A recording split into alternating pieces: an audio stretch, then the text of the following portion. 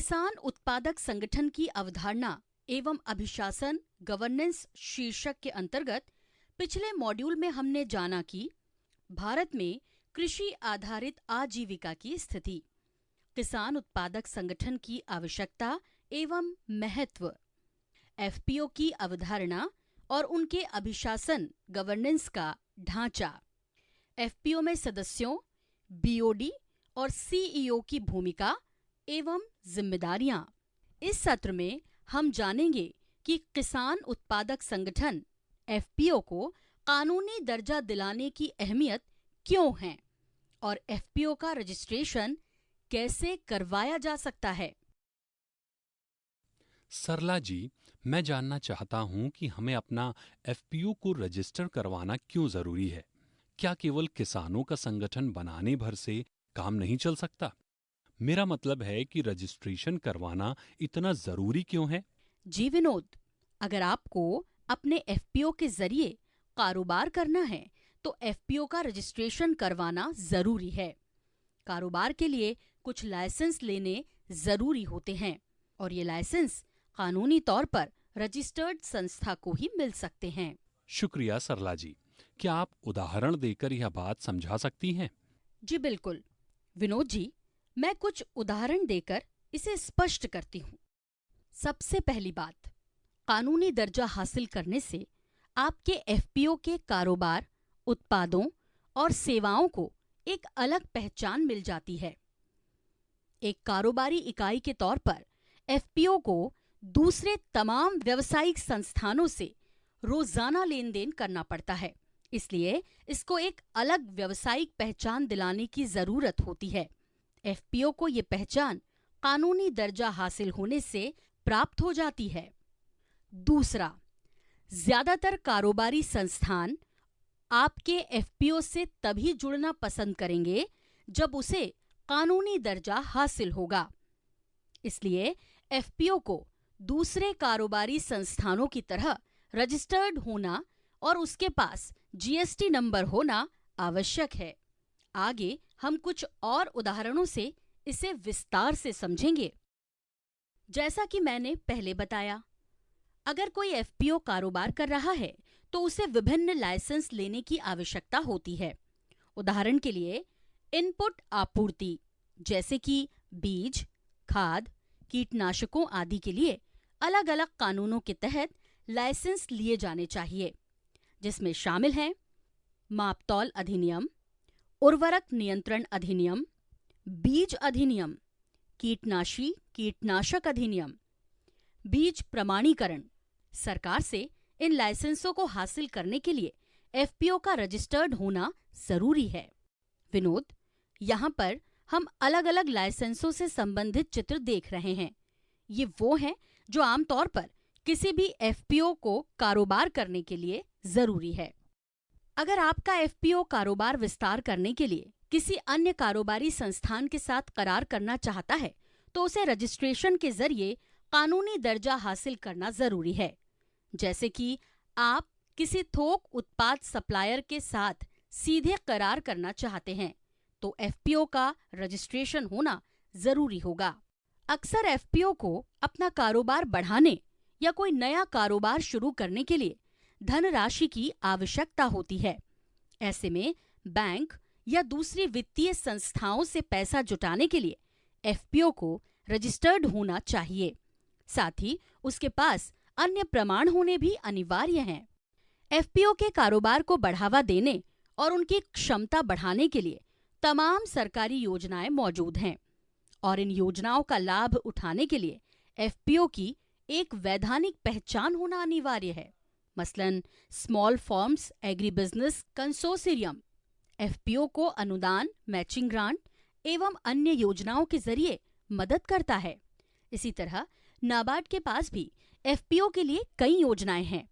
नाबार्ड की सहयोगी संस्था नैब किसान एफपीओ को कर्ज मुहैया कराती है। अन्य योजनाएं जैसे कस्टम हायरिंग सेंटर्स का फायदा भी रजिस्टर्ड एफपीओ उठा सकते हैं। वक्त के साथ एफपीओ को अपने कारोबार का विस्तार करने के लिए स्वयं की परिसंपत्तियां, एसेट्स और बुनियादी ढांचे यानी इंफ्रास्ट्रक्चर की आवश्यकता पड़ती है। उदाहरण के लिए कृषि उपकरणों की खरीदारी, सर्विस सेंटर तथा ऑफिस, गोदाम, वेयरहाउस यानी भंडार गृह या प्रोसेसिंग सेंटर, प्रसंस्करण केंद्र आदि की स्थापना। इस प्रकार के इंफ्रास्ट्रक्चर को खड़ा करने के लिए एफपीओ को कानूनी दर्जा हासिल होना आवश्यक है। विनोद जी, मुझे उम्मीद है कि इन उदाहरणों से आप यह समझ गए होंगे कि एफपीओ का रजिस्ट्रेशन करवाना कितना महत्वपूर्ण है। जी बिल्कुल सरला जी, ये उदाहरण काफी व्यवहारिक है। एफपीओ का रजिस्ट्रेशन उन्हें कारोबारी लेन देन करने के लिए एक अलग पहचान मुहैया कराता है और उनके सदस्यों और शेयरधारकों के लिए फायदेमंद भी होता है। जी बिल्कुल विनोद जी। धन्यवाद सरला जी, इतने बेहतरीन ढंग से ये समझाने के लिए। क्या आप बता सकती हैं कि ऐसे कौन कौन से कानूनी रूप हैं जिनके तहत हम अपना एफपीओ रजिस्टर करवा सकते हैं?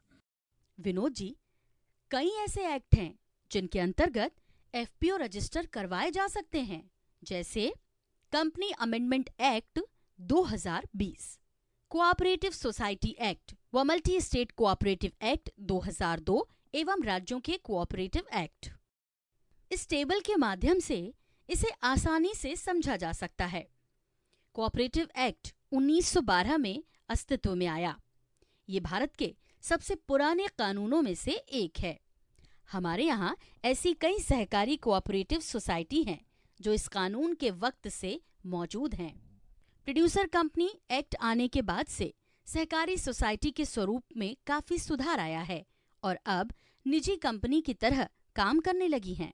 कंपनी अमेंडमेंट एक्ट 2020 में प्रोड्यूसर कंपनी को लेकर अतिरिक्त प्रावधान किए गए हैं, जिसके अंतर्गत वे अन्य कंपनियों की तरह सारी प्रक्रियाओं को पूरा करके रजिस्टर की जा सकती हैं। इसे कॉलम के माध्यम से इस तरह से समझ सकते हैं। मानदंड, सहकारी सोसाइटी और producer company. Registration, cooperative societies act, companies act.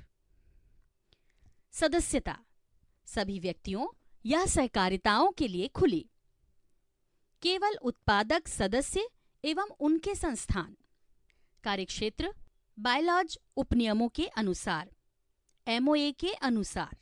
अन्य संस्थाओं से संबंध, केवल लेन देन आधारित।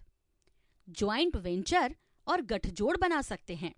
शेयर, खरीद फरोख्त नहीं, सदस्यों के बीच खरीद फरोख्त। कर्ज का अधिकार, सीमित। कई विकल्प, लाभ वितरण, पूंजी पर सीमित लाभांश, संरक्षक पर निर्भर लेकिन रिजर्व भी रखना आवश्यक। कोऑपरेटिव सोसाइटी और प्रोड्यूसर कंपनी में कुछ भिन्नताएं होती हैं, जैसे कोऑपरेटिव सोसाइटी की सदस्यता केवल व्यक्तियों और दूसरी सहकारी सोसाइटी के लिए खुली होती हैं, जबकि प्रोड्यूसर कंपनी में कोई भी उत्पादक समूह या संगठन जो उत्पाद या सेवाओं से जुड़ा है सदस्य बन सकता है। इनमें किसान, शिल्पकार, पशुपालक, मछली पालक, शहद एकत्र करने वाले सभी प्रोड्यूसर माने जा सकते हैं। प्रोड्यूसर कंपनी में केवल प्रोड्यूसर ही कंपनी बना सकते हैं व केवल प्रोड्यूसर तथा अन्य प्रोड्यूसर कंपनी ही इसमें शेयर होल्डर बन सकते हैं। सहकारिता में मुनाफे का बंटवारा शेयर के लाभांश तक सीमित है, जबकि प्रोड्यूसर कंपनी में सदस्य विशेष के कंपनी के साथ व्यापार के स्तर के अनुसार लाभांश दिया जाता है। प्रोड्यूसर कंपनी में प्रत्येक सदस्य का एक वोट होता है। शुक्रिया सरला जी, इतने विस्तार से समझाने के लिए। आज के सत्र में मैंने जाना कि संस्था को कानूनी दर्जा मिलने के बाद उसे कारोबार करने, पैसा जुटाने, तमाम सरकारी योजनाओं का लाभ उठाने, लाइसेंस हासिल करने, कारोबारी साझेदारी करने, वित्तीय और कारोबारी लेन देन एवं बुनियादी ढांचा खड़ा करने की राह आसान हो जाती है। कोऑपरेटिव एक्ट और प्रोड्यूसर कंपनी एक्ट ऐसे कानून हैं जिनके तहत रजिस्ट्रेशन करवाकर एफपीओ कानूनी दर्जा हासिल कर सकता है।